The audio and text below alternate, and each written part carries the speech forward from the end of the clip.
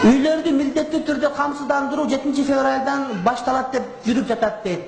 Камсыздандыруу жөнүндө шариятта кандай? Мына ушуну суроо деп айтса болот. Мына суроо ушу. Серьезный молдого бериле турган суроо ушундай болуш керек.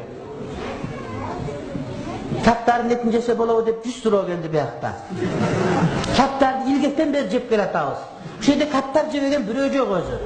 Анда сураш керек ошону. Мен өзүм канча каптар жегем мисалы үчүн. Şeriatta kamsыздандыруу арам.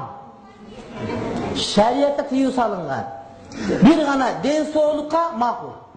Бул кайрымдуулук бабынан. Бирок үйдү, машинени, башка өмүрдү, мисалы үчүн, өлүп калсаң кимге керек камсыздандыруу сеники?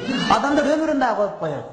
Бул адамдардын акчасын эптеп эле тонуш каракчылыктын расмий жолу деген эле сөз. Şeriatta бул нерсеге тыюу салынат.